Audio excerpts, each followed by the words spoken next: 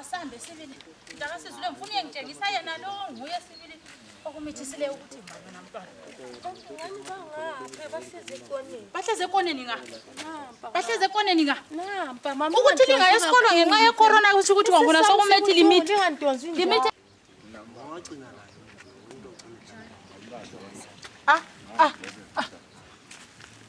Hawu, yibo laba. Salibonani mata. Yibo kodwa mbaboni kuhle babegqoka ama mask. So wena. Lela wena mntwana. Hayi. Uthi amadoda la usitsho lezi zinto ezivukela njengoko kuyini lahle doda yakho leyi. Wena mfana wena. Lawe wena. Ongeke kodwa lo ngani nguye ngibona ngendlebe mama. Ngupho ngikhona la.